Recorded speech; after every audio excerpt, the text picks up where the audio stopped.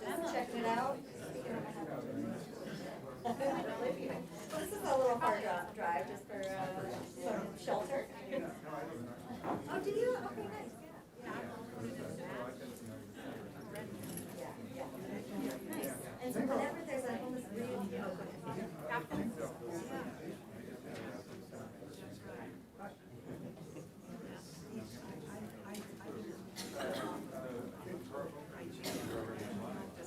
oh, it is, yeah.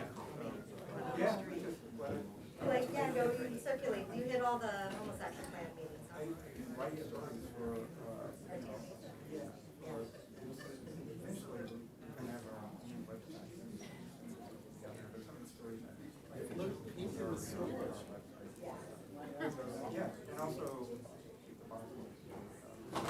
See, the problem is, Jason, you really just gotta come to all the things.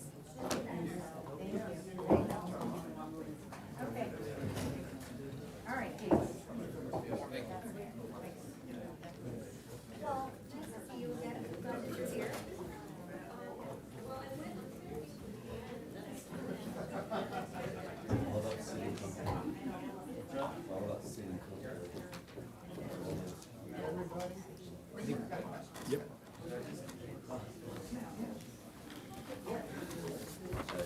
Okay. We will call this meeting to order at 4:08. I apologize, we had a closed session that ran just a little long. And with that, we will do roll call. Councilmember Lyons? Here. Councilmember San Antonio? Present. Councilmember Schaefer? Here. Deputy Mayor O'Hara? Here. Mayor Ehlers? Here. Record will show that all members of the City Council are present tonight. Okay, and tonight is a special meeting of the Encinitas City Council, and we have one agenda item for this special meeting, and that is a status update regarding the implementation of the Homeless Action Plan. And the contact persons for this, the Homeless Programs Coordinator, Dr. Pugh, and Planning Manager Anders. And with that, we'll hand it over to staff. Good evening, Mayor and council members. My name is Dr. Crystal Pugh, and I serve as the homeless. There we go. Is that better? Yeah. And I serve as the Homeless Programs Coordinator. With me is Scott Drapkin, Development Services Director, Patty Anders, Planning Manager, as well as some of our community partners. Today's presentation will consist of two parts. The first part will be an overview of the progress made on the 2021 to 2025 HAP, including key outcomes. The second part of the presentation will be an introduction to the framework for the progress draft of the 2026 to 2031 Homeless Action Plan to receive City Council and community input. The city's first HAP was adopted in 2021 as a 5-year roadmap to address homelessness in our community and focuses on 4 key areas: identifying the needs of individuals and families, assessing current efforts and making recommendations to maximize impact, ensuring safety and welfare for everyone, and strengthening services and partnerships across the region. To implement the HAP,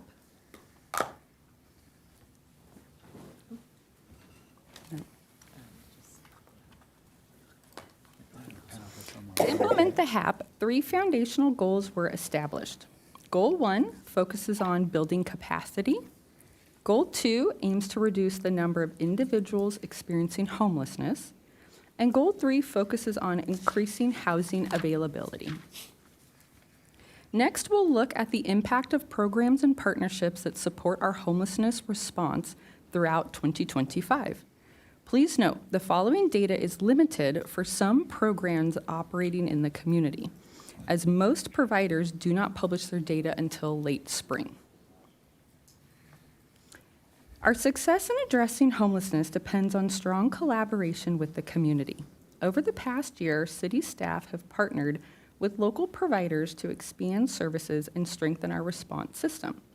These partnerships increase the city's capacity to reduce homelessness and improve outcomes for individuals and families. This slide highlights the community partners who play a critical role in implementing the HAP.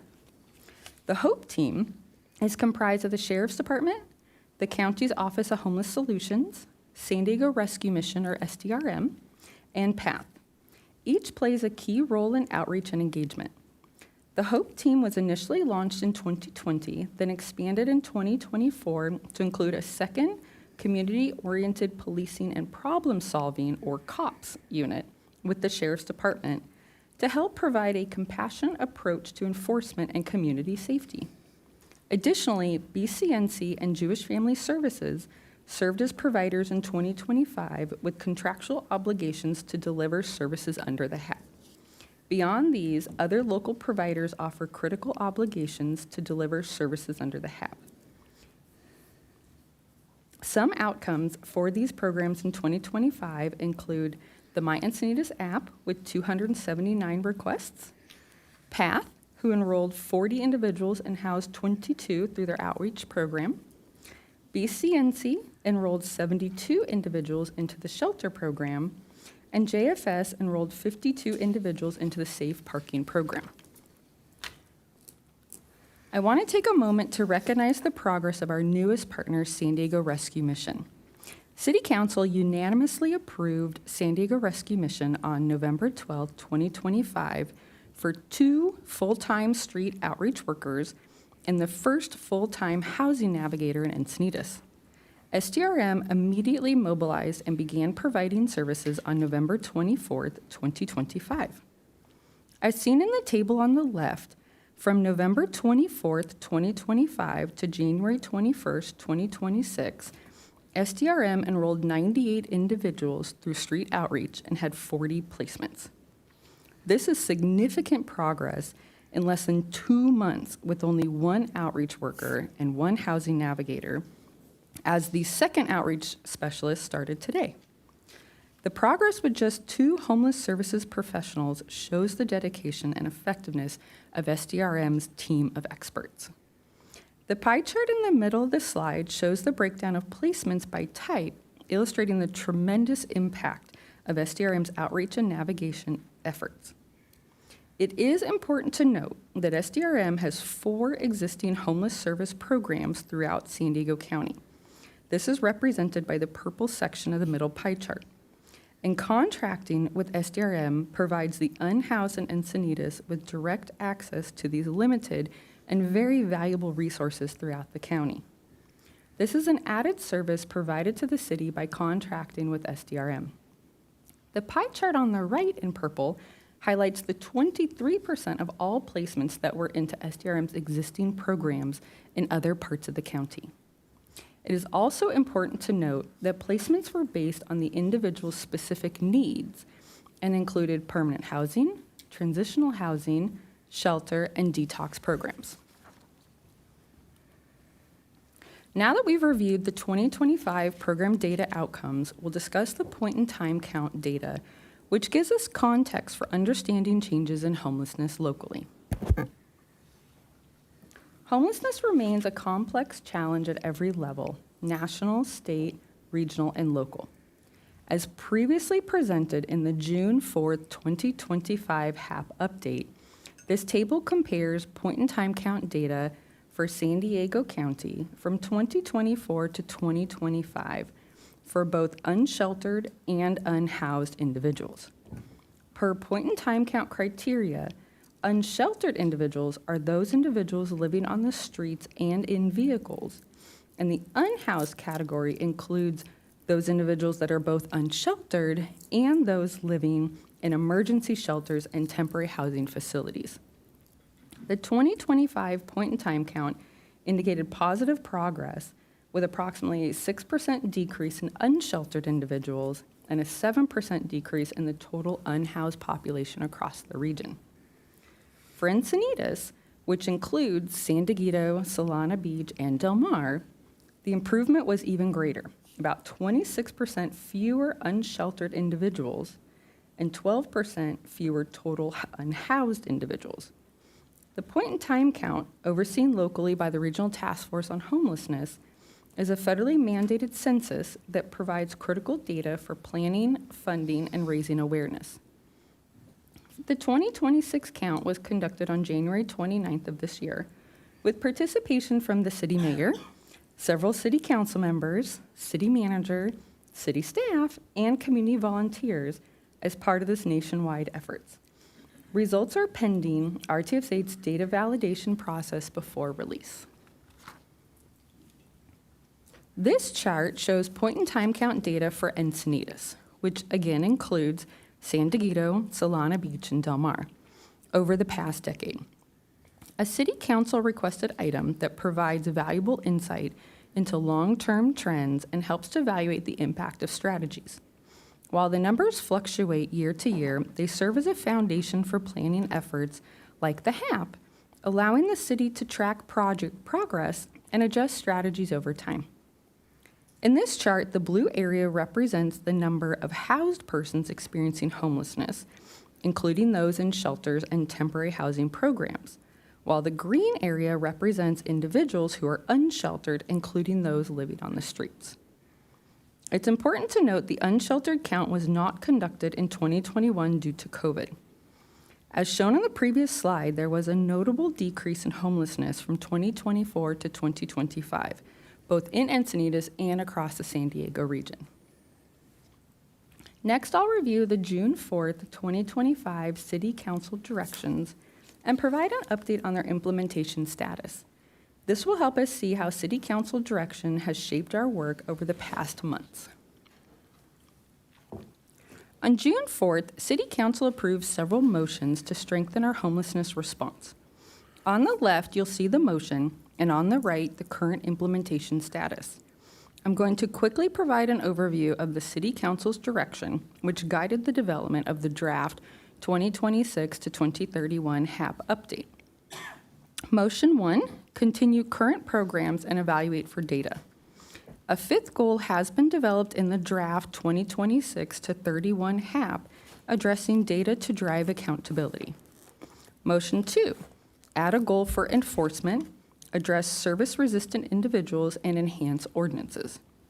A fourth goal has been developed addressing enforcement and service-resistant individuals. Motion 3, develop SMART goals for all goals. And to clarify, a SMART goal is specific, measurable, achievable, relevant, and time-bound. A SMART goal framework has been developed for the draft 2026 to 31 HAP. For Motion 4, expand Goal 3 to identify and address barriers to building affordable housing at the acutely and critically affordable categories and clarify no shelter. Goal 3 was updated to include acutely and critically affordable housing categories in the draft 2026 to 31 HAP. Motion 5, reinstate Housing Navigator position. The Housing Navigator role was reinstated in November of 2025 through the city's contract with San Diego Rescue Mission. Motion 6, conduct city-led point-in-time count. San Diego Rescue Mission has developed and is maintaining the city's by-name list. The by-name list, combined with HMIS's data collection, provides more accurate data on a daily basis. Motion 7, create by-name list. SDRM has developed and regularly maintains the by-name list. Motion 8, discourage recruitment from outside areas and prioritize local persons experiencing homelessness. SDRM's by-name list prioritizes Encinitas residents exclusively.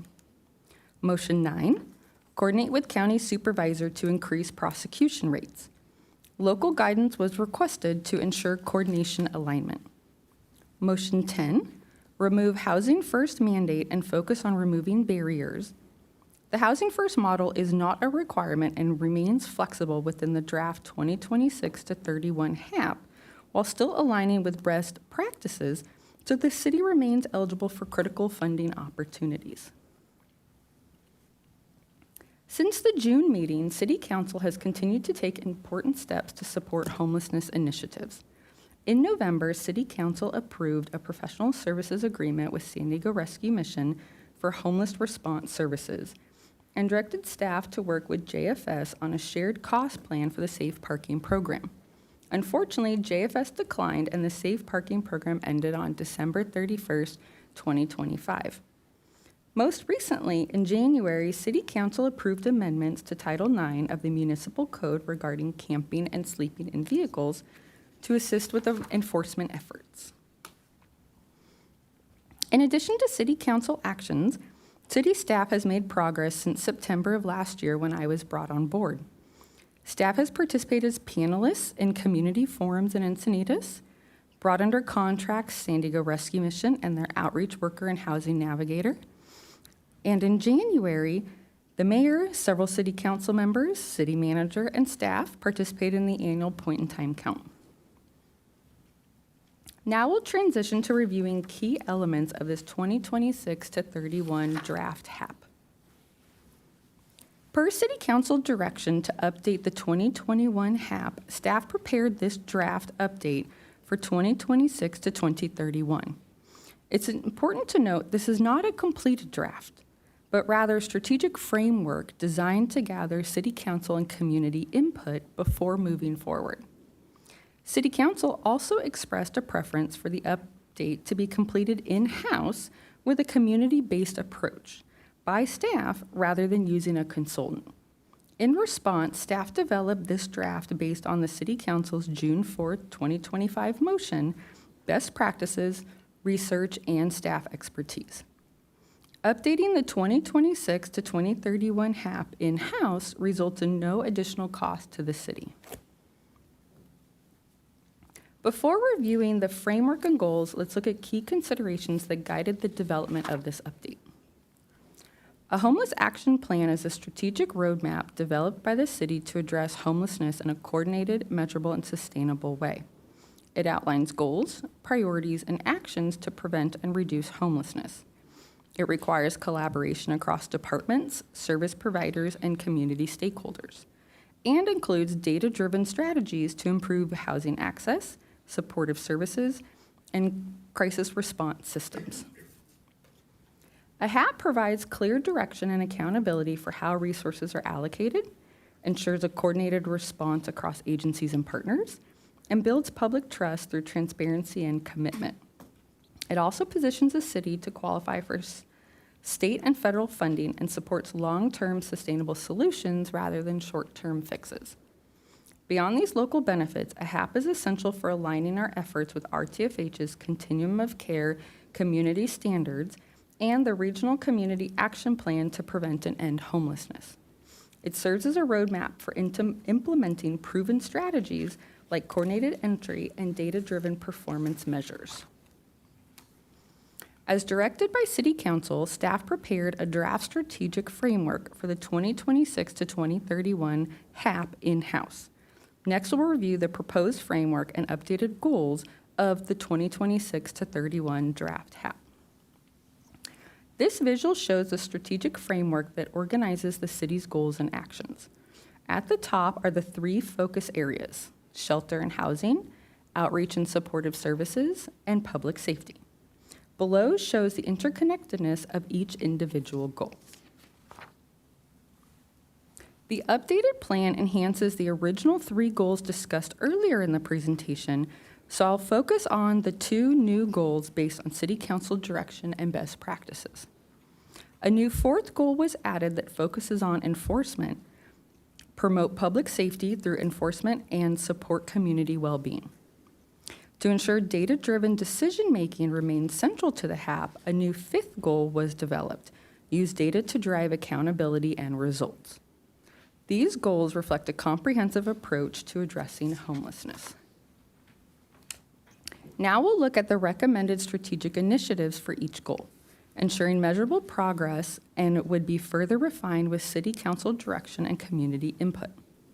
These initiatives are grounded in the city's three core focus areas: shelter and housing, outreach and supportive services, and public safety, and are designed to be collaborative, measurable, and responsive to both local and regional needs. Each initiative supports the overarching goal of reducing homelessness and improving outcomes for individuals and families experiencing housing instability. I'll provide a high-level summary of the initiatives for each goal.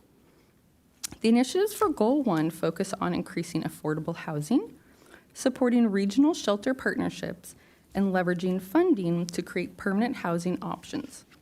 considering housing low-income alternatives such as permanent supportive housing, share housing, and micro units. The initiatives for Goal 2 emphasizes expanding the HOPE team and developing specialized strategies for vulnerable populations like seniors and service-resistant individuals. This ensures individuals are consistently connected to services and housing opportunities. The initiatives for Goal 3 focus on strengthening partnerships, expanding diversion programs, and optimizing the by name list to prioritize housing resources. The initiatives for the new Goal 4 focuses on balancing enforcement with compassion by implementing trauma-informed training, exploring alternative response models, ensuring humane approaches to public safety, and public education to reduce stigma. The initiatives for the new Goal 5 ensures transparency and accountability by using data to track outcomes, publish progress reports, and inform decisions that improve housing, outreach, and public safety. Next, let's talk about how we'll engage the community in shaping this update. Staff wants to ensure input opportunities for all stakeholders, including business leaders, community providers and nonprofits, and through a citywide meeting. This engagement will help us refine the plan and build shared ownership of solutions.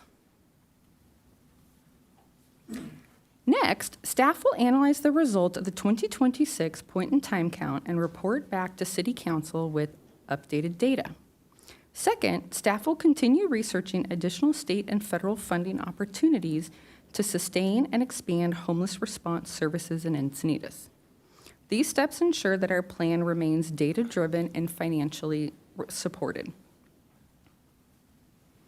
Staff is requesting the City Council to provide direction on the framework for the 2026 to 2031 HAP and provide direction on the proposed 3 community outreach meetings, which includes the following: business leaders, community providers and nonprofits, and a citywide meeting.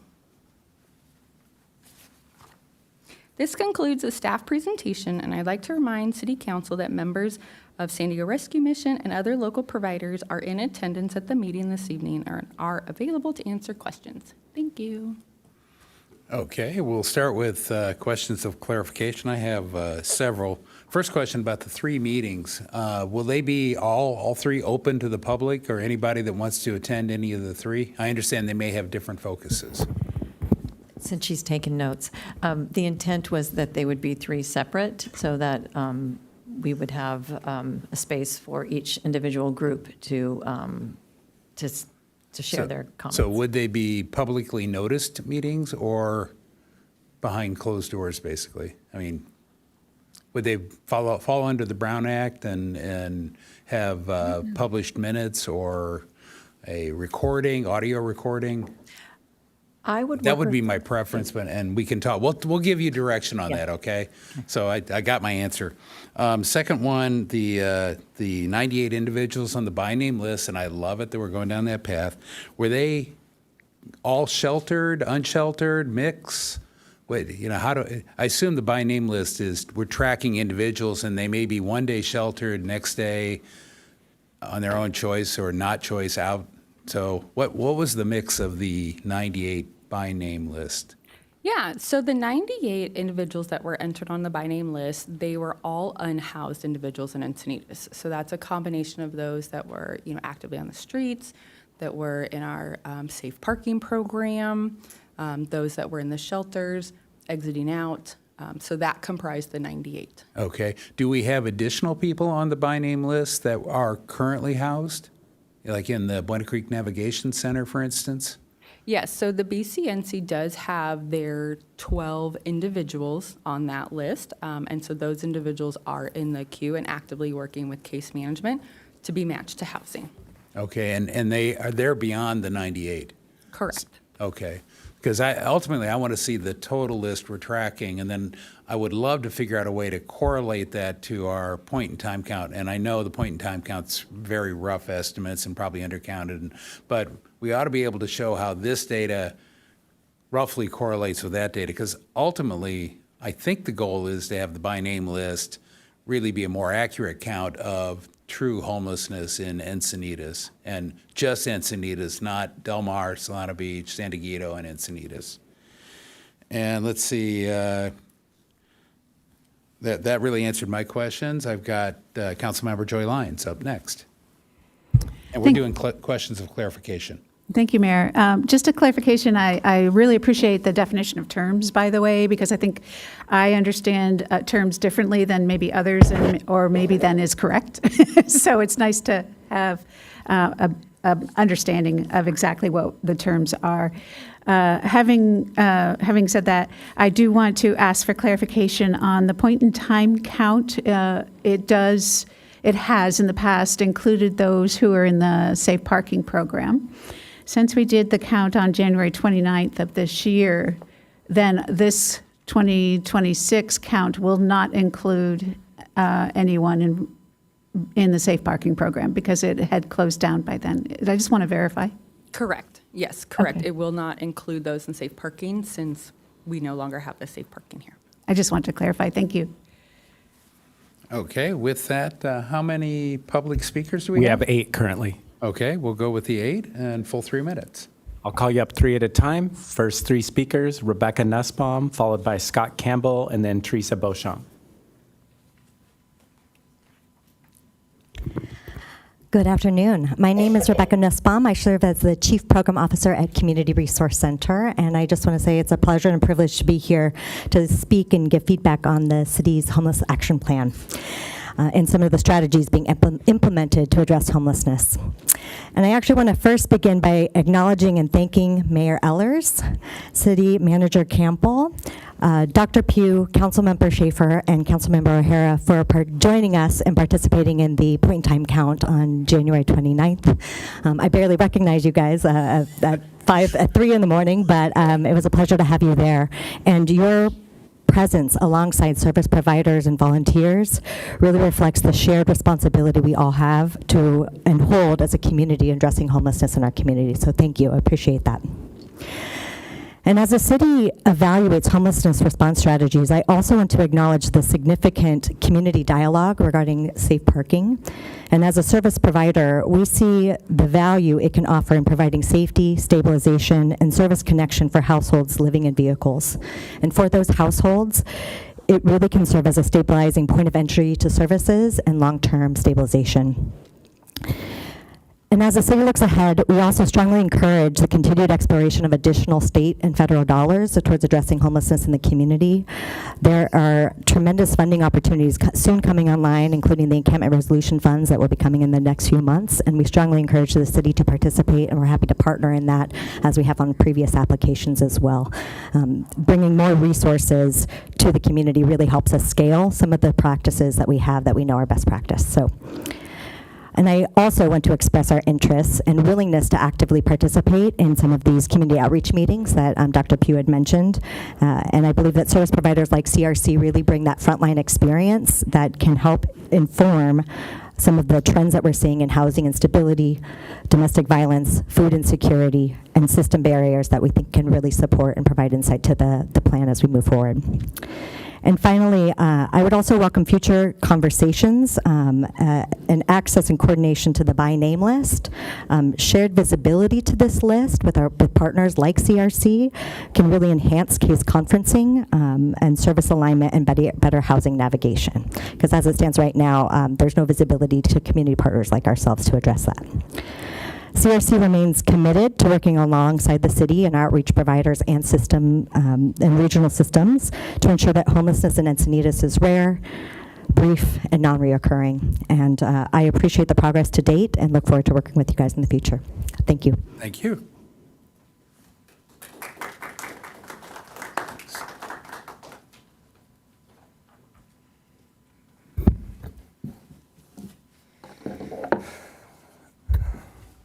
Okay, good afternoon, council, and we have some commissioners in the audience today. That's great. First off, the biggest puddle I saw on the way here was the one in front of my house, but let's stay on topic. Yes. The HAP document is much more than a single parking lot. as a council, you're in a position of trust, responsibility, and accountability. And I think it's reasonable to ask, what is the purpose of the HAP? We know what the main purpose, but if it's also to achieve grant money, please realize that grants have strings attached, and they're not always free, and just money's not always good money. So I have a couple points that I hope the council will consider. I went through the document, and it really points out the recent provider, the immediate success that they've had compared to previous providers. It points out the council motions that we've had, and it points to data driving accountability, which is how I started off this conversation. It's a big point of emphasis on this. It's going to allow you to have up-to-date data. This is a new tool in the toolbox, and I look forward to maybe even some sort of a dashboard that the public can see. Item number 8 on the council motions was really interesting. It says discourage people from outside the area, and that really probably feeds back into the trust and accountability. You know, if we can spend money on people that live in Encinitas first, then maybe we can expand. I have a few comments on the goals and some suggestions. Number 1, on the affordable housing supply, is the assumption that homeless people will get these affordable housings if and when they get built. As I recall, there's a waiting list, and it's not easy to get those, and there's probably low turnover. So think about that. And it really only helps a specific time slice. The people that get built and they get filled, and then there's no turnover. Item number 4 talks about compassionate engagement, and that's poorly defined. I've heard the sheriff come up here.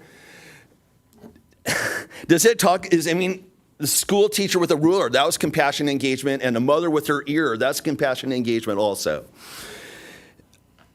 Item number 5 talks about an annual report. I ask that become at least quarterly, if not monthly.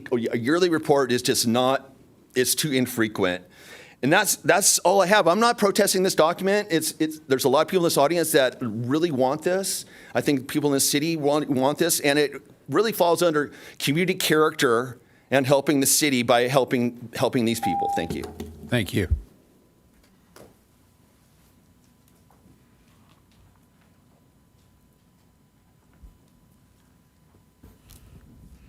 Mayor, council members, and staff, Teresa Beauchamp, 38-year-long Encinitas resident.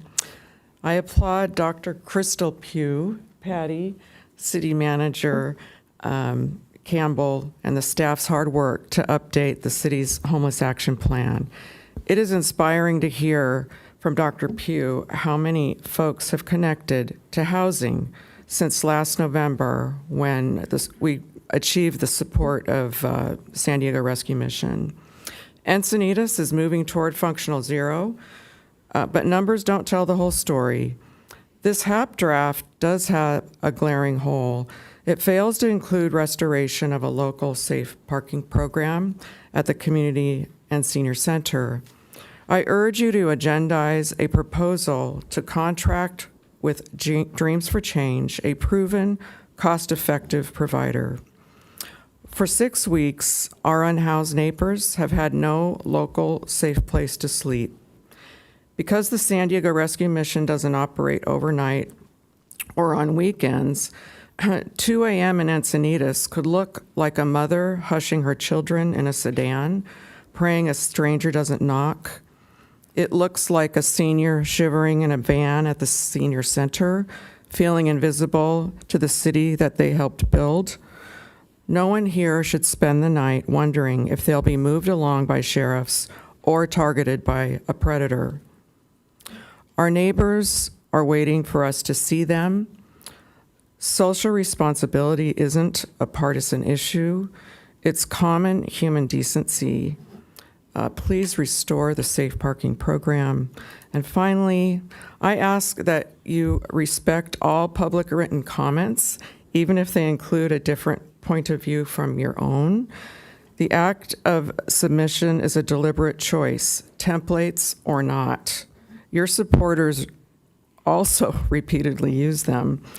To selectively dismiss residents' voices is a practice of exclusionary governance, and it needs to stop. Thank you.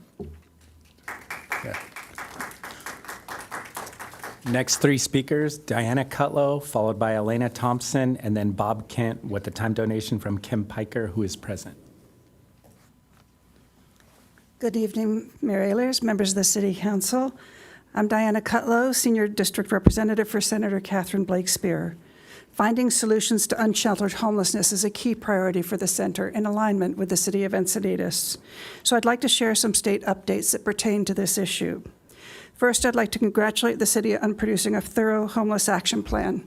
It is especially gratifying to see increased capacity at the Buena Vista Navigation Center. The occupancy went dramatically up, and that's great, for which the senator procured a $5 million grant in 2023 state budget.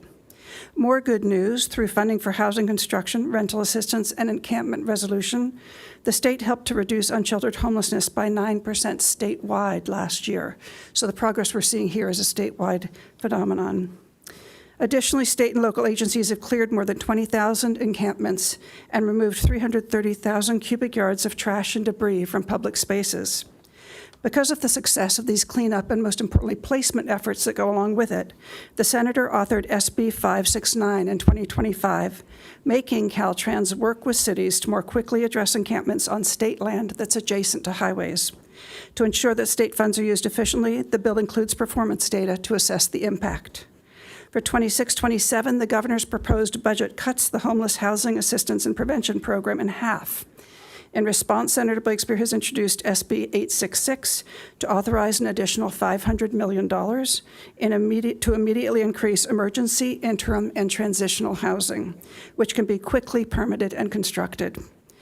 The Union Tribune recently reported that the city of San Diego has been only seeing about 8% of their homeless people being housed upon request, those who want housing, due to a severe lack of transitional, emergency, and interim housing. Here in Encinitas, the Rescue Commission has done much better than that, but we still lack sufficient housing to offer unsheltered populations a place to sleep indoors tonight. To give cities more flexibility in the type of housing that counts towards RHNA, the senator has authored SB 967, under which transitional housing would meet RHNA qualifications for acutely low-income households. And I think that could be a real boon for the city of Encinitas. Additionally, she introduced SB 1016, a bond measure to fund the expansion of sufficient capacity for our unsheltered populations statewide.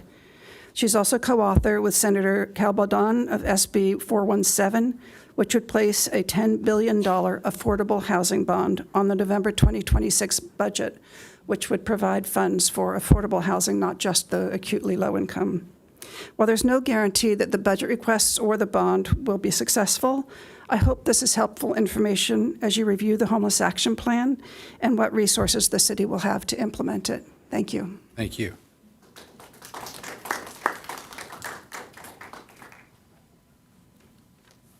Hi, everyone. Elena Thompson, Encinitas. Thank you for the opportunity to speak here and provide some input and recommendations on the HAP. I think we're making some real progress, and it's very inspiring to see. So if you could put on my slide there, please. I think the main message here, as was pointed out earlier, is deterrence is probably our best hope. And how do we do that versus being a magnet for the homeless here in Encinitas?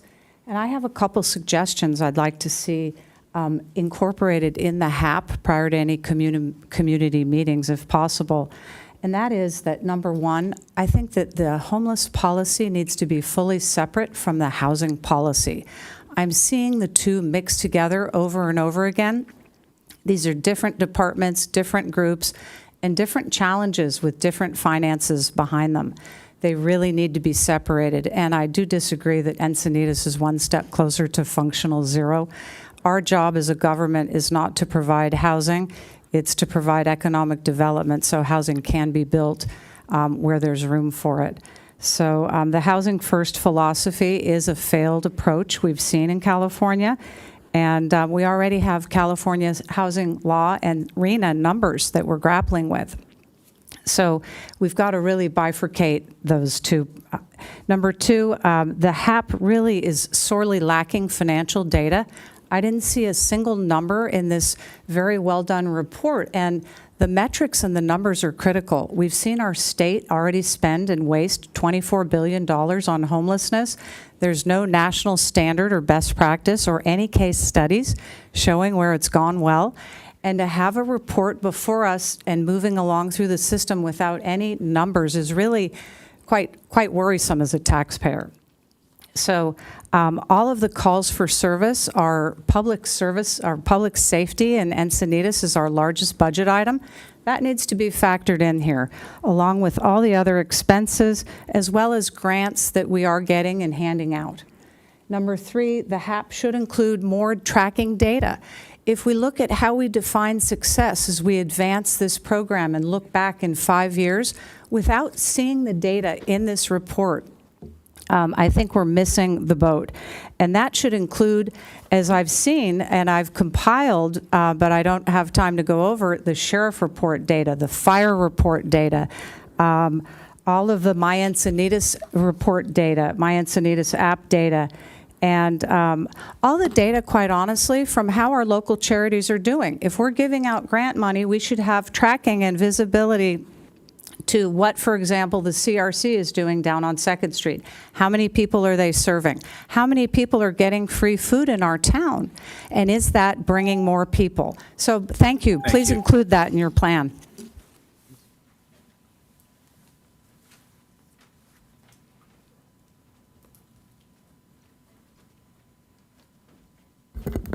Good afternoon, Mayor, Deputy Mayor, City Council members.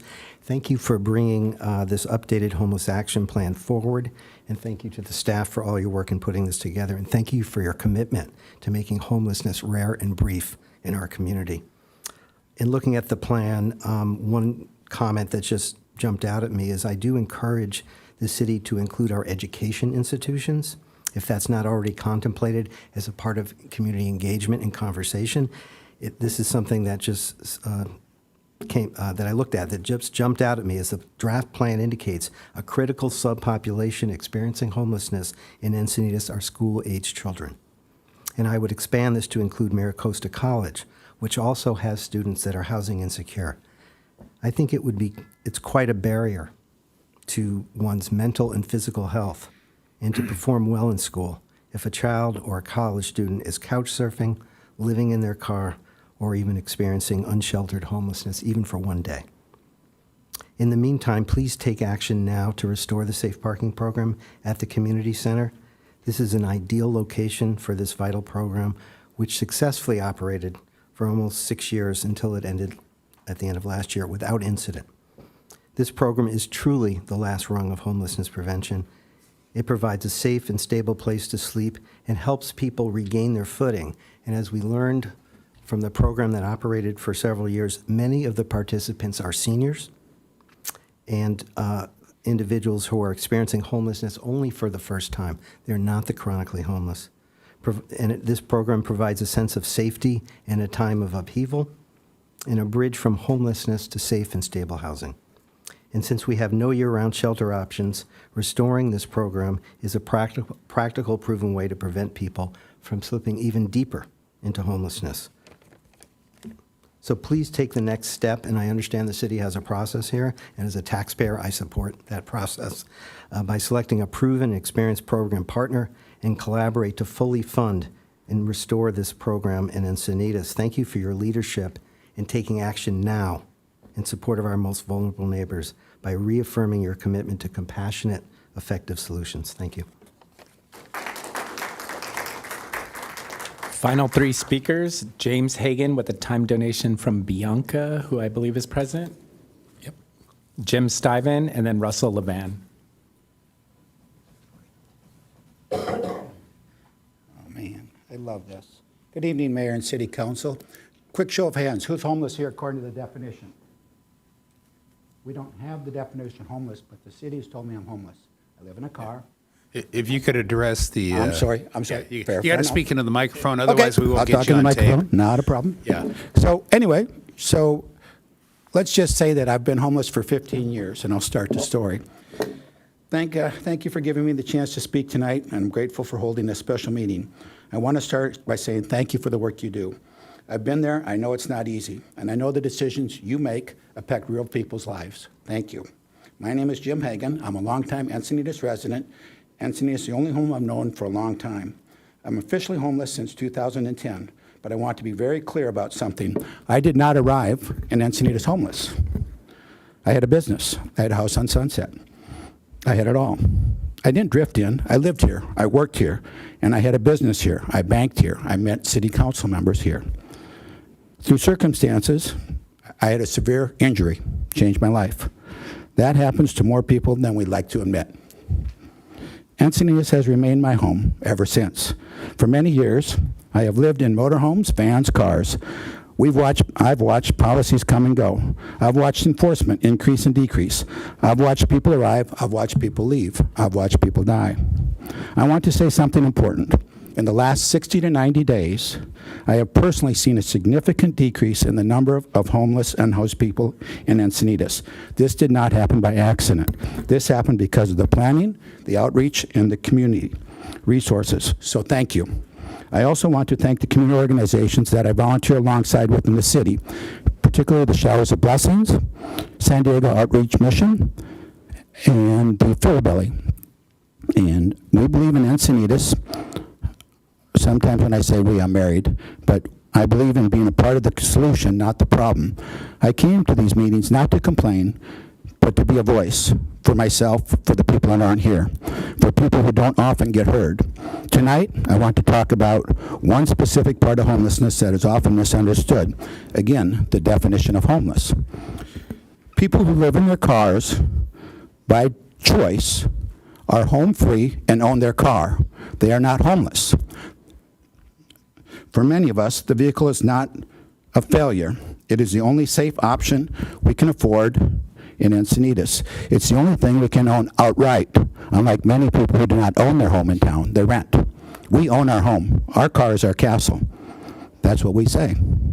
The only thing that gives us privacy and stability is our car. It's the only safe option we can afford. It's the only thing that we can own outright, and we do. Our castle has walls. Our castle has a door that locks.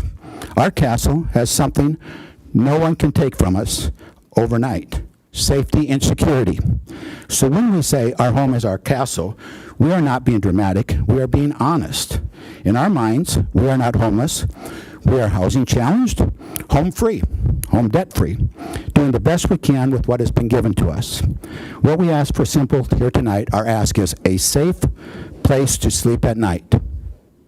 Pretty simple. A safe place to sleep at night. When we have a safe place to sleep, as I was talking with the lady here, our lives immediately improve. I did participate with the JFS. It improved my life. We sleep better. We wake up less anxious. Our mornings go better. Our days go better. And when our days go better, we give more back. We volunteer more. We help more. We become less of a burden on society and more than an asset. That's not theory. That's lived experience. Recently, we were given access to another safe parking option, and it has made a difference. But with that also came confusion, rules that weren't always clear, things we were told that we could do, and things we were later told we could not do. I'm not here to criticize. I'm here to say that clarity, consistency, and compassion, clarity, consistency, and compassion in this matters. The homeless crisis is big. No one here is going to solve it overnight. No one caused it alone. No single program will fix it. I appreciate the person who said maybe separate homelessness from the affordable housing idea. Great idea. No one here caused it. No single program will fix it. But the solution is not mysterious. We need affordable housing, medical services, mental health outreach, community outreach, cooperation between nonprofits and the government. And yes, we need funding. I want to say something that might surprise everybody here. Money can solve problems if used properly. I was here when they were budgeting for the San Diego Rescue Mission. I've seen the impact of it. Thank you. Money used properly can solve problems. The City of Encinitas received significant funding to address homelessness, and we were seeing results. That matters. That proves something important when resources are applied with intention. Lives improves. This is not about handouts. This is about stability. A safe place to sleep and the foundation for everything else. Without it, nothing sticks. Without it, people stabilize, heal, and re-enter life. Recognition that people like us are residents. Recognition that vehicle dwellers are not criminals. Recognition that safety and dignity reduces homeless, doesn't increase it. Encinitas is my home. I've stayed here through hard years. I've contributed when I could. I've got 20 seconds left. I want to keep contributing. Thank you for listening. Thank you for your service. Thank you for continuing to move the city in a direction that balances safety, compassion, and common sense. I appreciate your time. If you want, I'm available to talk later.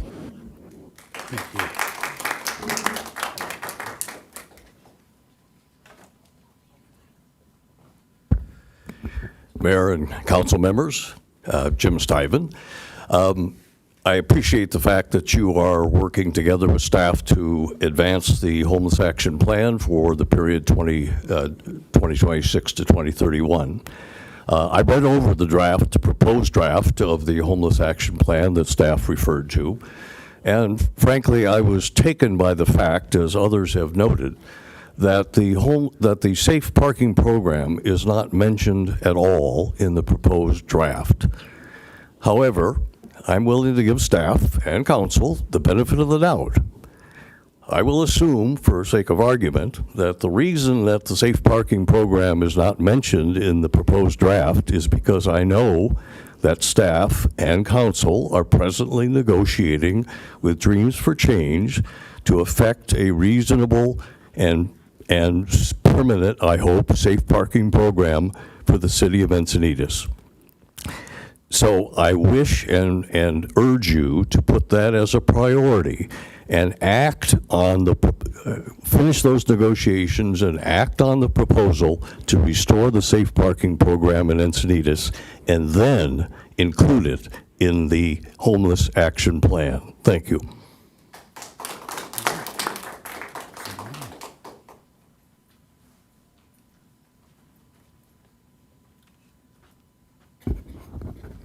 I think it's still afternoon. Good afternoon. It's Russell Levan. I mostly had a few questions. First, I'm happy that we're moving forward and generating a new plan for the next cycle. And I agree with the last speaker about the safe parking lot. And I'm curious if there are any answers yet, or if we have to wait for the count to come up with these statistics. Of the 98 unhoused that were counted, were any of those former safe parking lot clients, participants? And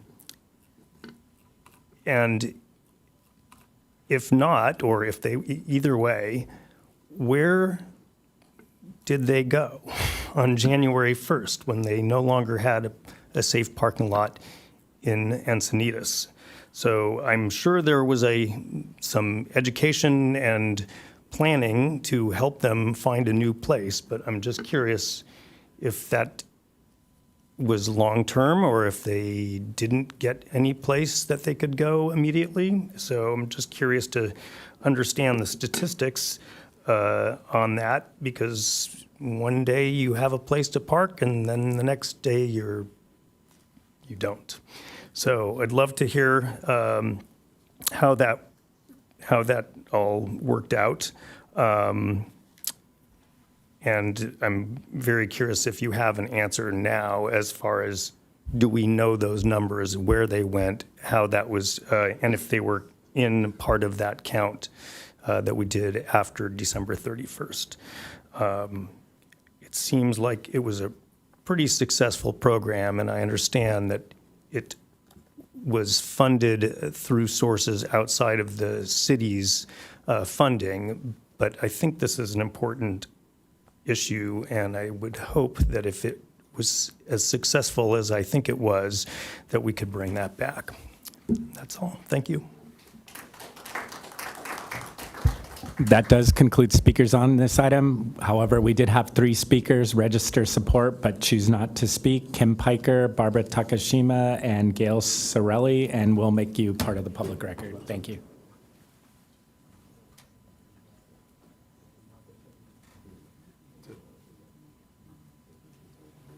Yeah, I think that.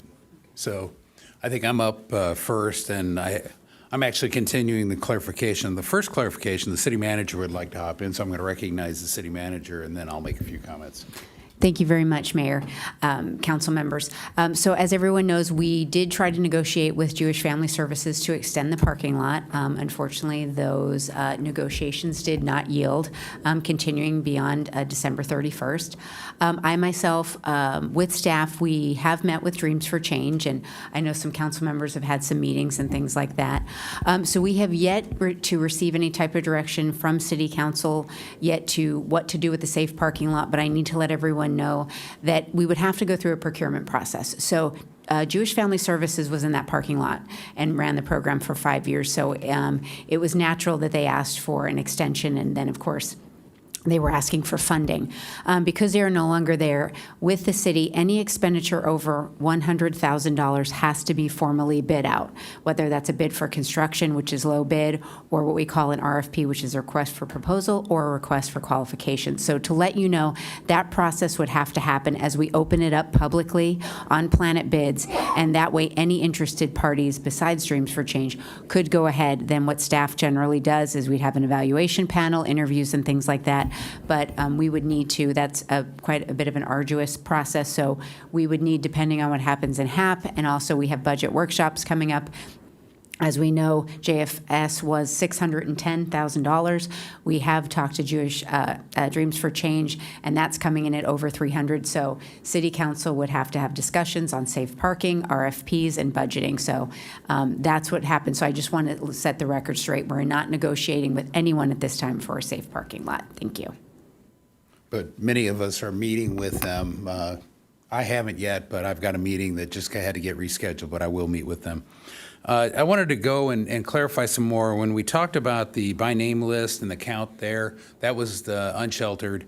By name list are people, are clients or patients that they agree to have their name entered into the countywide HMIS. And I noticed the one thing that we didn't really get into today, and I know you can't explain the whole subject here, but I thought it was important to note to everybody, the by name list is an Encinitas list, but we also have people that don't want to be entered into the county list, what's called HMIS, and so we have a not on the HMIS by name list, and that's a separate and additional count. How many people on there? Is there a count for that? That's a great question. While it is a daily revolving number, Yeah. I do not maintain that list, so I do not have accurate information on that. As of what the number is today, we do have San Diego Rescue Mission here today, so maybe they could provide that information. Okay. If you could, if you have that information, or if you can help us explain.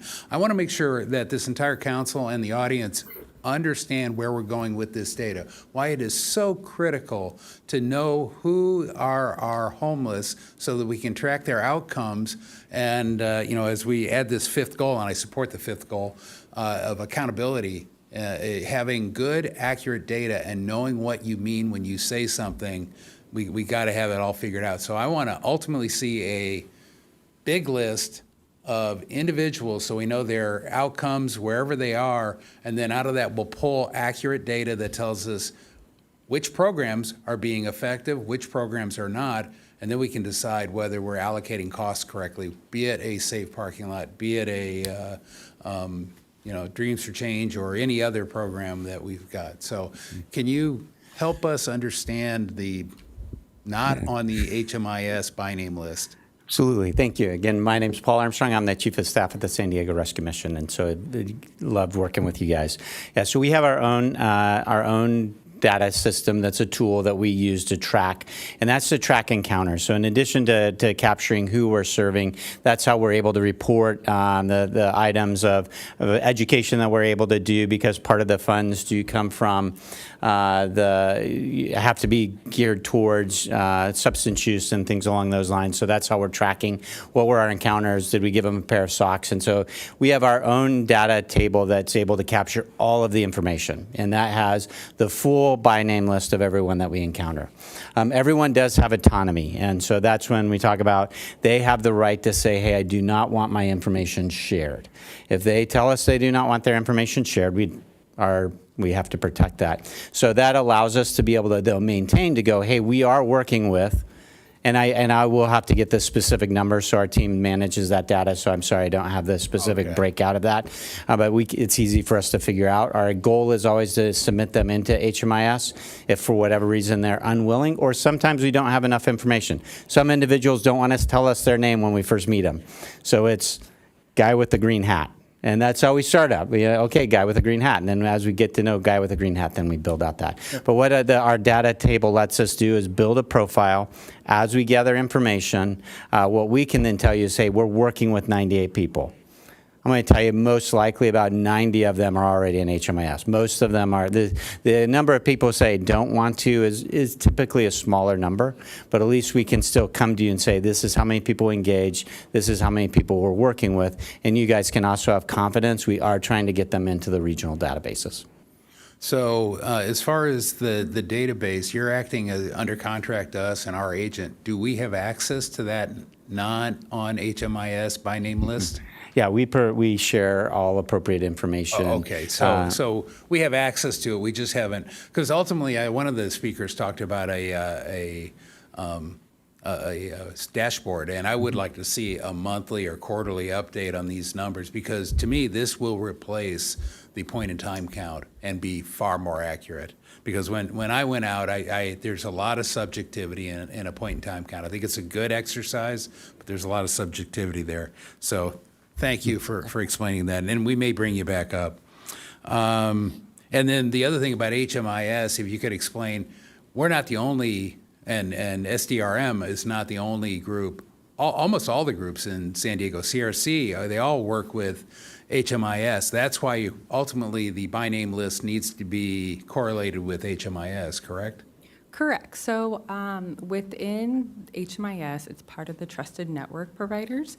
So as an agency who's one of the trusted providers, we are part of the multi-party authorization agreement. So that's the form that the participant signs and gives authorization to be entered into the system.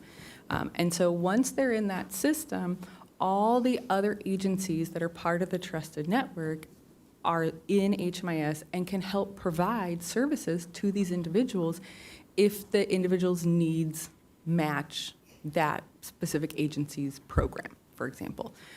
So the individuals do have access to all of the services and programs throughout the entire county, not just Encinitas or not just where they are residing.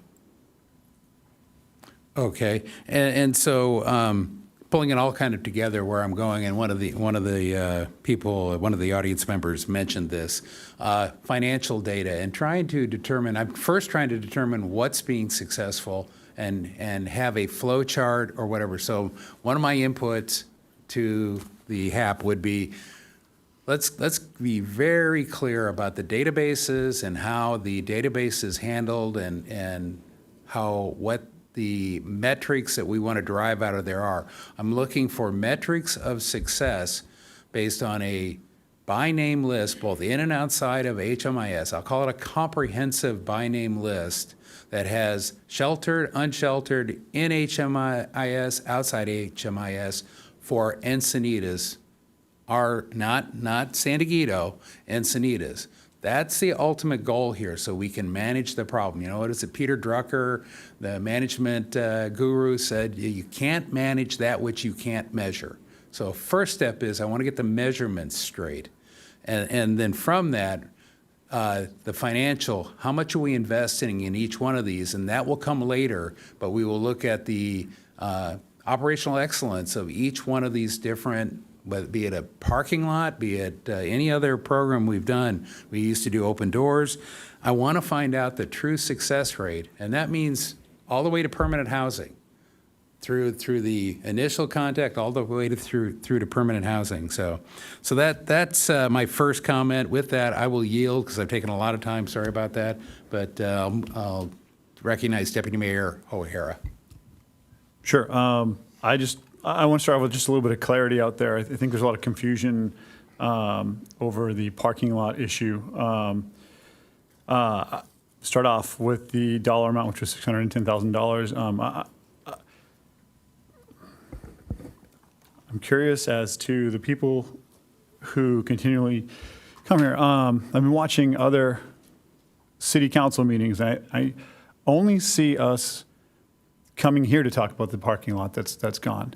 That was a regional parking lot, and I don't see the same people going to Carlsbad, Solana Beach, San Marcos. So I'm wondering why it's here. That was a regional parking lot.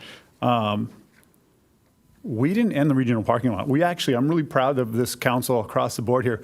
We offered them more than anyone's ever offered them. I think that's something I'm proud of. I'm proud of everyone up here for doing that. I think that's great. And, and I think we were the first offer, if I'm correct. JFS chose to not accept the money and didn't want to work further on this contract. But we did offer them the money. Again, we were the first to do it.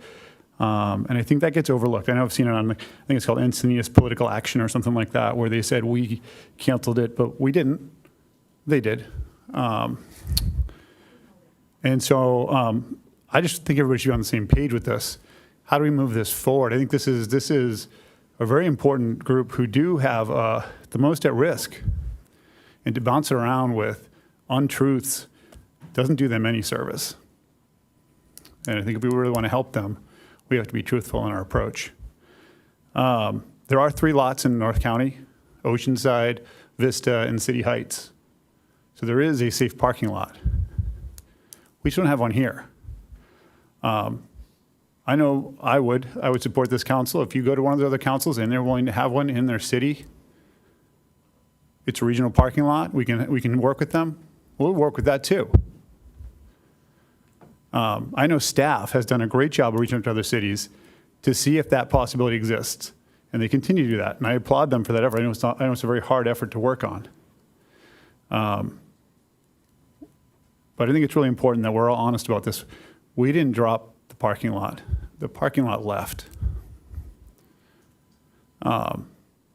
We care about everybody up there. We're putting all our services to it, and we are investigating as much as possible to make sure that these people who are, Bob, to your point, they're on the cusp, and they're the ones we can get a result with. So I really like to see us, for their sake, be a little more honest in this conversation.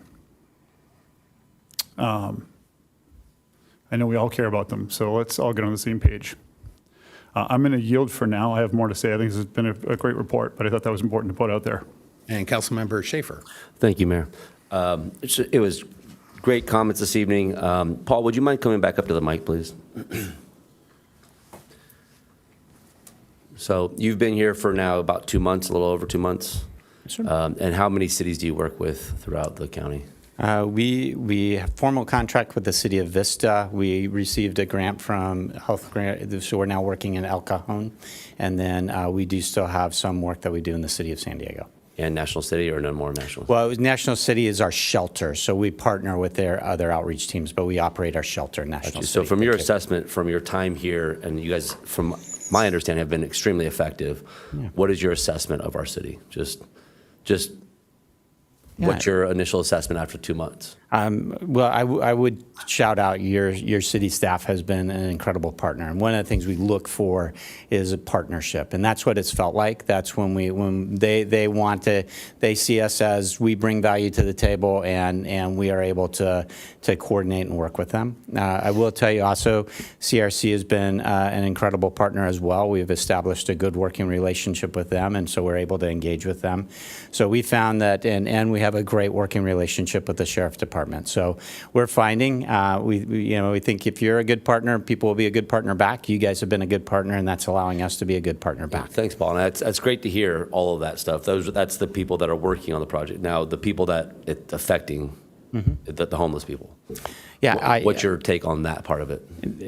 You have the same dynamics of every city. What we've found is you have to build the rapport and relationship with them. You have some people that take a little bit longer to warm up. You have plenty of people, as you're seeing the number of people, there are people that are interested in shelter.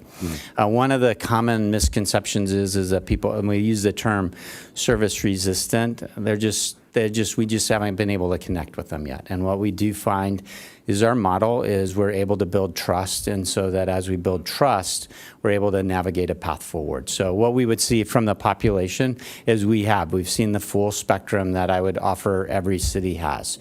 You do have a number of seniors, and that's the fastest growing in our region. We got to address with that.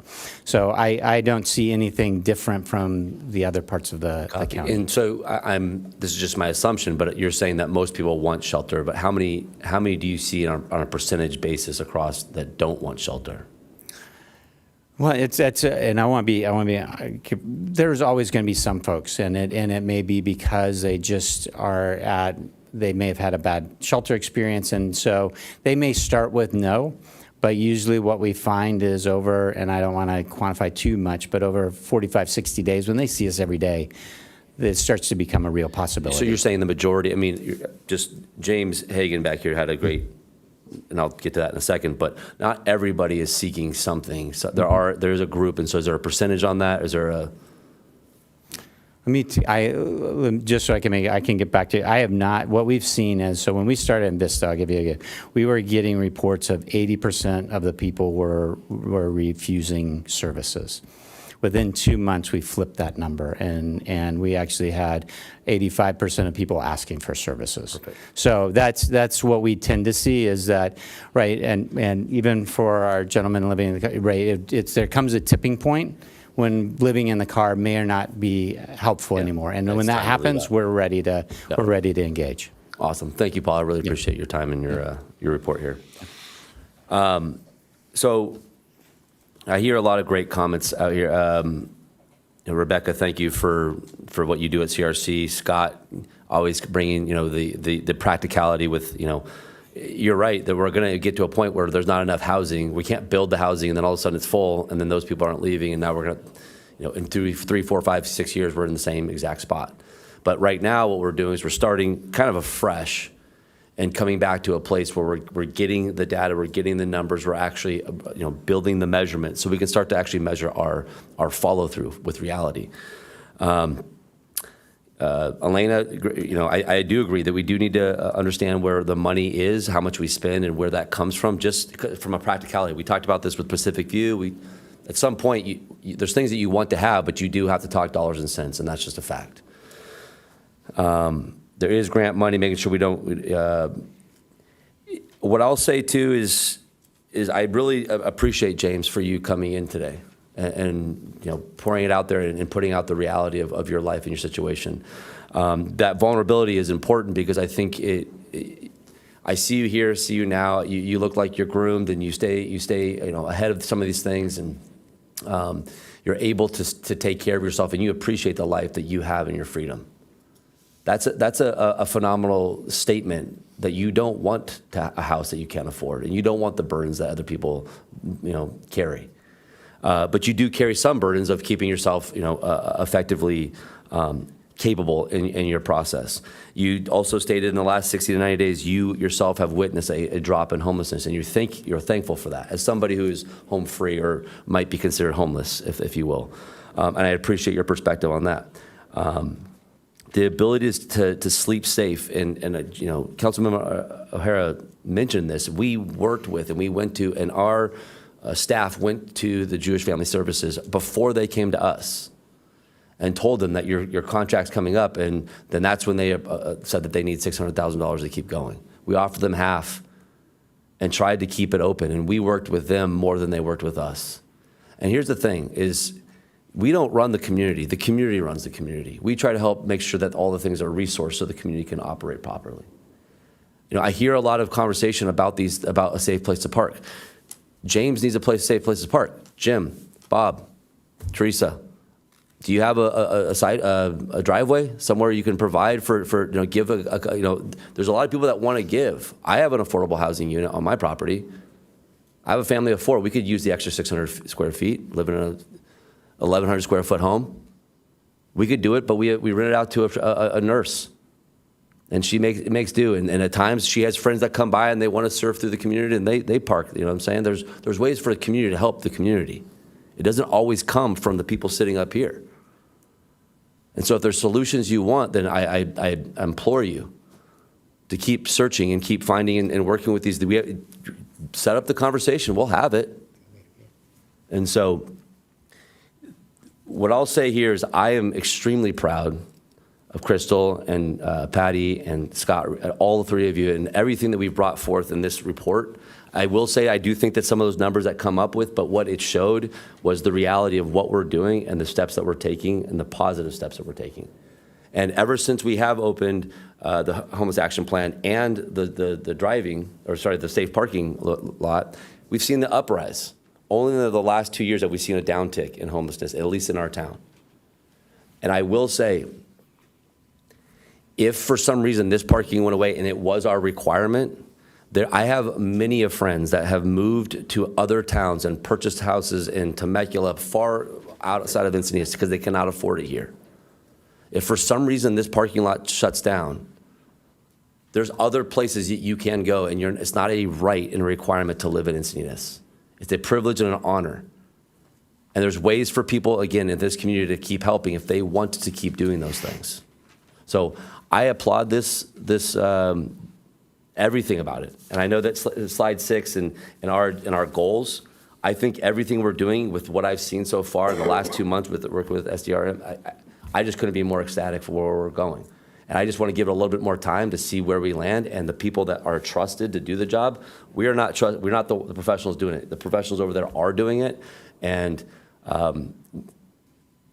nothing slight of astonishing in the last 2 months and where you've come, and Crystal, since you've been on board. So I think that we just keep going, and we trust you and give you the time and to show us really what you can do from here. So that's where I stand on this, and I appreciate 100% what you've brought to us tonight. Thank you. Okay, and Councilmember Lyons. Thank you, Mayor. So I'd like to take an opportunity to kind of pull together some of what I'm hearing and give staff at least tee up some direction to give staff so that in about 30 minutes or so we can be clear about what the next steps are. Maybe some of them are a little bit more short-term and some are a little bit more long-term. But since I've been on City Council, I've got the arc of some history here on the Homeless Action Plan, and I just want to reiterate what my colleagues are also saying, is that we're going from strength to strength. And when we first started the Homeless Action Plan, we were really, just trying to figure it out. And we're very passionate about many things, and the safe parking program was one of them.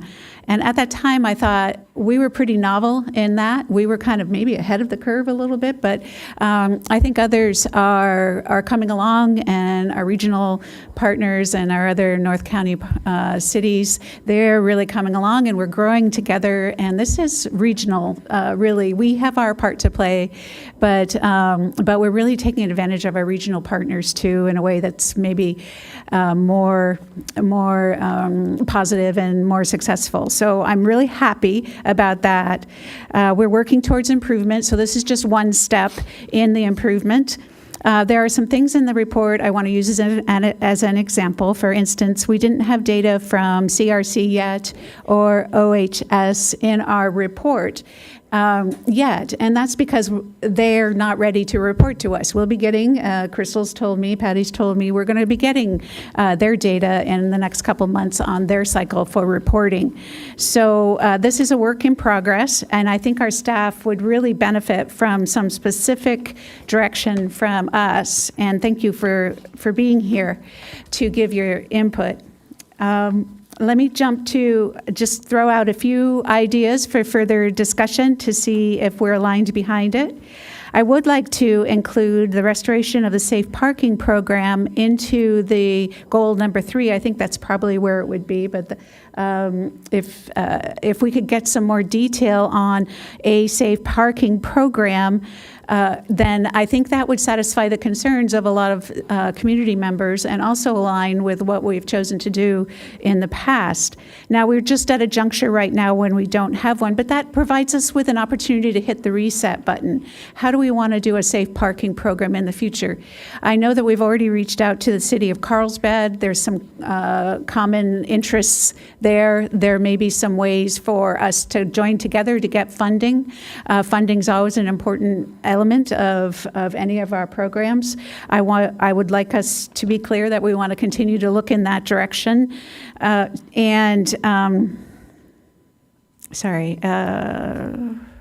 What I think about the safe parking program is that over the time that we've been involved with the Jewish Family Services, they were able to serve 311 individuals. And that's a lot that we got for no cost. And so no harm, no foul. We're in a different place now. We need to look at it in terms of what will it cost us and go through the RFP process and then do that in the public and determine, is this what we want to spend our tax dollars on? And let's come together and have that dialogue. I'd like for us to include that specifically as direction, as our city manager said, to put an RFP out to understand what the scope is. I think that San Diego Rescue Mission has established some good models of what we want, and we're smarter now about that, so we can play off of that and look at what data is really important, and perhaps get that kind of involvement in how we move forward, so that the program could be even more successful in the future. Data reporting is so important that I want to say that I'd like to rely on staff to tell us what data is the most important for us to make sure we collect from all of our partners and all of our programs that we're working with. I think right now we're a little unclear on that. We get a little bit from this entity and then maybe more from this entity, but then when you start looking across the data, they might not align correctly. Maybe some of the terminology is different. I think we could help ourselves a lot by being clear across everything we're looking for. What is our most important data, and why? Why do we need that data? I think data is not as useful if we don't know why we need it. But how does that help us improve the program, and how does it help us inform where we could improve the programs over time? I also think the cost is important because that's a reality, and I think that deserves further discussion. What are the impacts, the financial impacts, and where do we get help and where don't we get help? And I think that's our duty to bring forward to the community and say, this is the value of this program. This is where we can get some help with it, but then this is where, Encinitas, do you want to step up and help with this program? So I think there's a lot of nuances to where we're going to get our financial support for these programs. And I just want to, I do have a few other things specifically, but that I think would be good suggestions. And I don't want this meeting to stop without having said these things. I think that we have talked about in the past how we might improve how potential homeowners are selected for our affordable housing program. This is not addressed in specific yet in this report. And so this topic is, we do have an affordable housing program. We're building affordable housing. We've got all that set. But how do we make sure that the families that we anticipate are going to be eligible actually have a running chance at getting these houses and are being considered? There's always more need than there are homes. So I'd like that to be a little more transparent so that people understand what our process is and that it's a fair process. So that's a specific comment.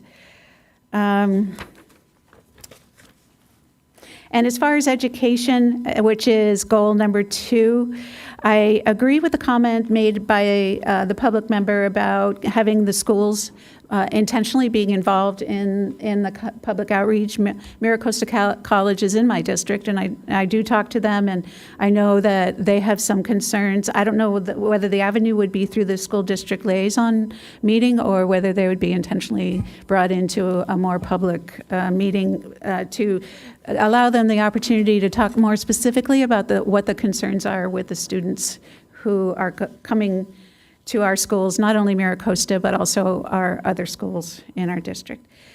And I think I'm going to rest there.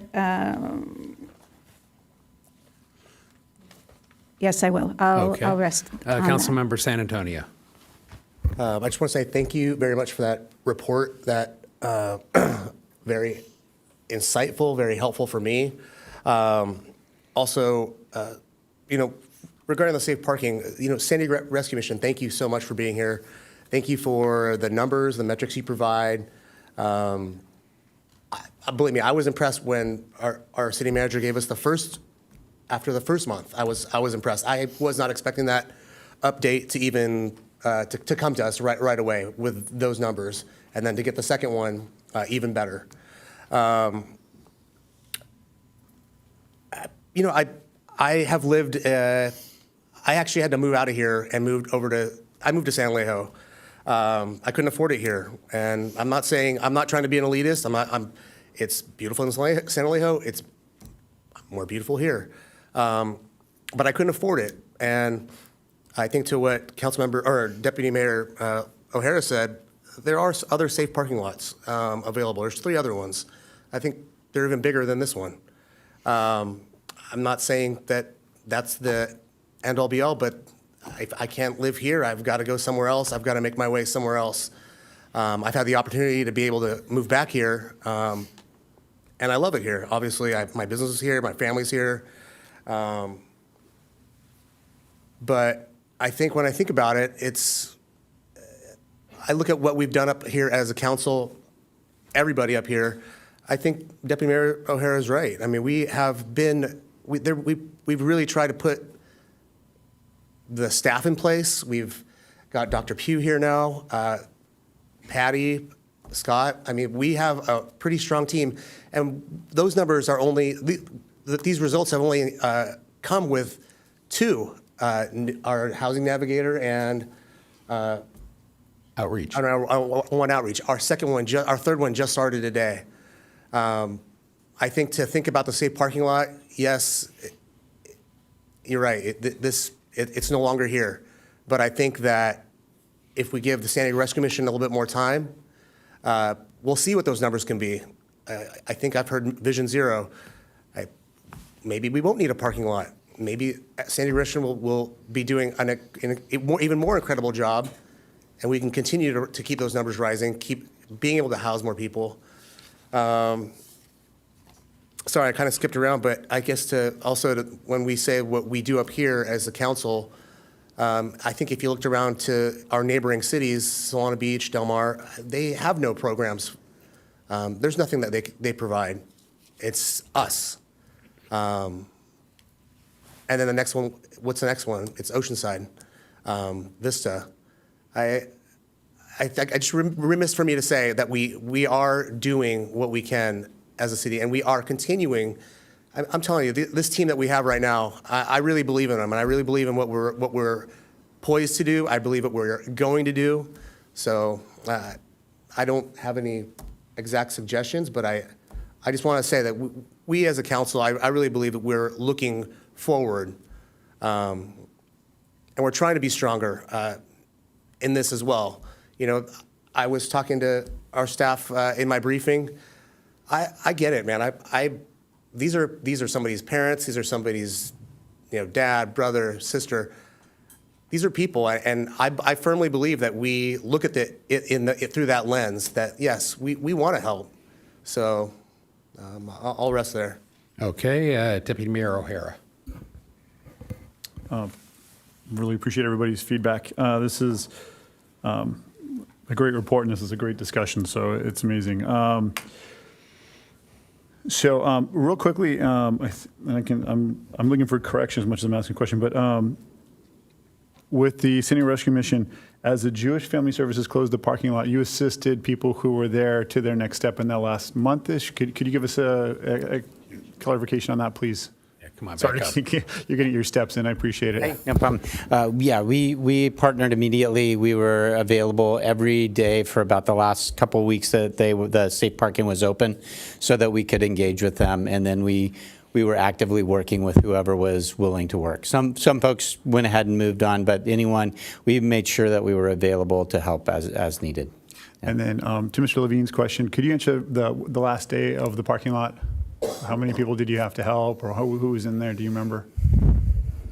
I don't know. Did we? I think we may have provided that information specifically, and I apologize for not. No, Yeah, so catching on, off guard. He brought up, and I just thought we'd get clarification. on the last day of the safe parking program, there were 16 vehicles still enrolled in the program. SDRM was able to connect with the majority of them. Again, as he mentioned, several of them were still reluctant to engage with the rescue mission. But the staff had information on them, and some of them they were able to continue to build that relationship. And since one of them has been housed, some of them just went on, and they have not been able to be located in Encinitas since. Yeah, and I might add also that it was kind of a two-prong approach where SDRM assisted individuals that were in there in the final days, and also JFS has other operations for safe parking, and they invited them to those. In fact, they started announcing to the users of the safe parking lot before we knew that the lot was closing, that they would have this available options at their other safe parking lots. So that's great. I mean, all these organizations working together to make sure these people, when the lot closed, had an option similar or elsewise in resources. And thank you for everybody for all that hard work. I'm sure that was not an easy process.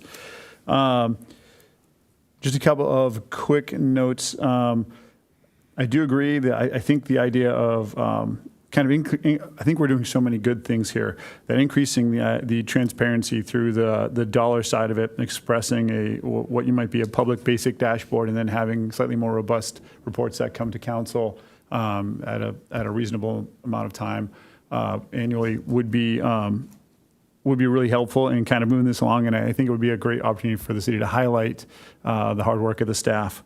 A couple of quick things, and I think it's a great point Councilmember Lyons made about homelessness and the housing and the housing policy, which is who the homes are sold to. And I think there's been a lot of questions on that across the city, and I think that's a great point to bring up. I don't think it's a homeless issue. I think it's a housing policy issue, and would be separated to that discussion. But I think it's a point we would all love to get into and really clarify, because if we're building affordable homes of all the different levels, and affordable can mean a lot of different things, but especially those acute need homes, we want to make sure they're getting sold to our people who need it, as opposed to corporations or groups that actually drive the cost of living up from, instead of helping us. So I think that's a great idea, and I think we need to explore that going further. So thank you for touching on that. I'm happy to bring what tools do the schools need to identify homeless kids, and prevention is the best mode. And that's something we can start to work on, and maybe we can come back and bring that to the HAP. But I think I'm happy to bring that along to the school liaison committee and see what they can do. We want partnerships in that. Another really good idea we can go with. And then I think I want to circle back before I finish up the report here. One thing I want to encourage, and the city staff has heard me talk about this, I think I know safe parking lots have been the solution for people in that situation, but I think what we have to do is, instead of just a lot of times you get stuck. Sometimes there's more than one right answer, and sometimes maybe there's a different way to do things that we haven't considered. I don't want us to lock in on only safe parking lots. I want us, more importantly, to consider solutions for our population that are at the highest risk of becoming homeless. And that may or may not look like a parking lot. It may look like another service that we can provide that we haven't looked at. Ultimately, it's about public safety and the health of these people and how we can help them. So I don't want us to pigeonhole ourselves into just a safe parking lot. That may be the outcome, but I want us to look at what can we do across the board to help all of these people. And I think everybody up here does too. I'm seeing a lot of nods. So, I think that's a really important piece of all that. Yes, safe parking lot may be an option, but whatever it is we can do to help these people, and I think that's huge. I want to thank staff. I know you've worked hours on this report and given us a ton of feedback. The community for coming out and getting involved in this. Of course, Senator Blakeshire for authoring some bills out there to help with this cause. And I think the city manager has done a great job of kind of having a task in front of her of how to use the funds we have to the point of finances to the best of our ability and stretch them out. And we've gone from a situation that probably, I would say most of us up here didn't feel was working great to a situation where we have increased our funding. We've increased our, without increasing our funding significantly, we've increased our manpower to get out there and actually address this issue, and we're seeing results. And so I feel like we're heading in a really great direction where we've got a lot of options moving forward. I think this is probably one of the best reports we've had come to us, certainly the best HAP report I've seen. And I'm just really grateful that we're all putting the time in doing this, and staff is helping us put our money where our mouth is. Thank you. Okay, I'll hop in next. And boy, Jim, you took my bullet, or half my bullet. One of the areas I wanted to go into, I had the chance to actually talk to one of the safe parking lot patrons who actually chose not to go into any of the services. And she was telling me her story, and I won't go into it because I don't want to divulge anything about the individual. I was really appreciative of the fact that she came. And one of her concerns was, and I said, have you taken advantage of SDRM? Have you taken advantage of the Boyd Creek Navigation Center? And this person is sober. This person has issues that they're dealing with, but single woman. And she was not comfortable going into a low barrier shelter. And boy, it was like, ding. We got so focused because until we had the Boyd Creek Navigation Center, we didn't have a low barrier that we could take the really chronic homeless with psychosis and substance abuse issues. We couldn't take them. So what we did is we put in place a low barrier, and I completely forgot. And I think what we're talking, and I'm addressing exactly the point you made, the safe parking lot is a higher barrier, and I should say it's a safer location where you can't be doing drugs, you can't be doing alcohol, and so it's got a level of safety. And so I'm thinking about it, but I also know 311 people over 5 years is not really that many for an operation every night of the week.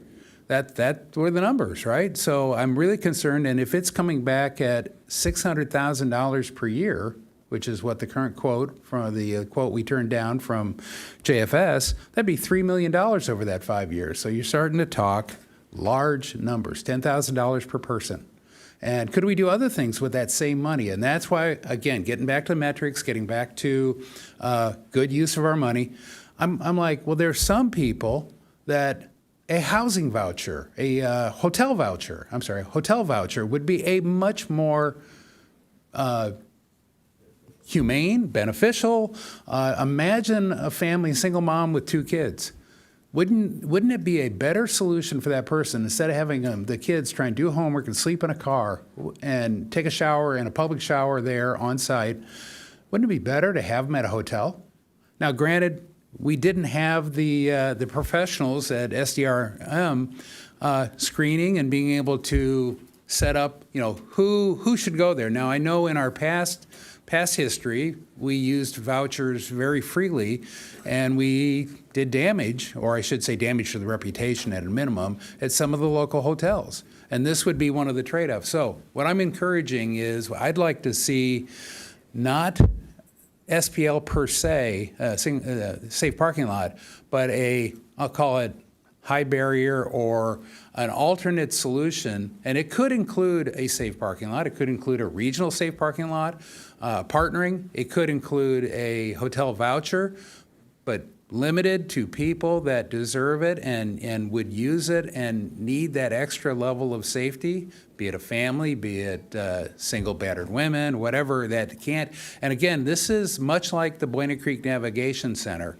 It's intended to be a triage point. a navigation center, or a navigation option in this case. And so we would be able to put people in there while we try and find the next step, the next safe outcome. Now, this person happened to be there at the safe parking lot for a year. And that told me that wasn't the right solution ultimately. That is not the right solution. She had lived here a long time, was clearly a resident. So I would put that input. I see some nods, yes, down the line, so I think I've got consensus on that. Moving on, in the interest of time, the meetings, the 3 meetings, I want to make sure I go on record that those should be publicly noticed, available to everybody. I do not want to have closed meetings. This is all going to be done out in public. Everybody can see it, should be done that way. You can have different agendas for the 3 meetings and different focus areas and hold people to that agenda, but we all want to see, there are a lot of people I think that'll be at all the meetings, and that's great. That's Encinitas, so that's another thing. I think I've got consensus on that, yep. So I had one or two more. So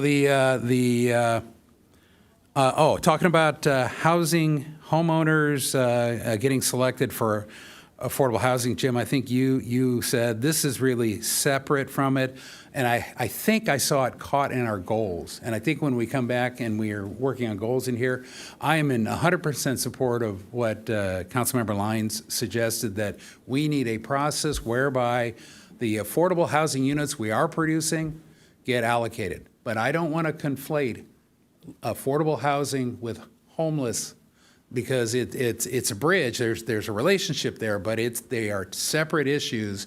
We need to solve the homeless and get those people stabilized and then get them into whatever housing. But if you take our standard RENA housing, it's affordable to lower income people at the lowest, and you have to make $85,000 a year. Or you can make up to $85,000 a year for those.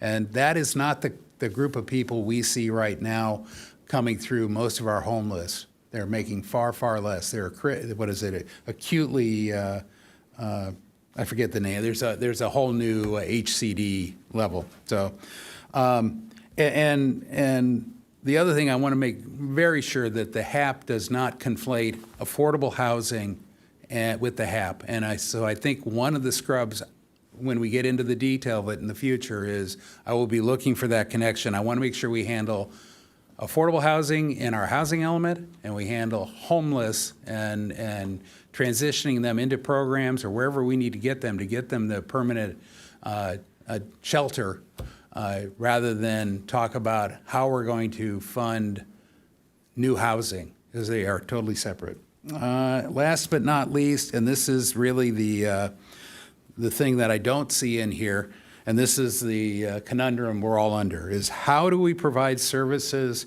but discourage attracting out-of-area clients to take advantage of our services? And I wish I had a magic bullet. I wish I had an answer to explain. I don't know. I think the by name list is one way to identify. I had a really good discussion with staff during my briefing about how do you tell if somebody is from the area?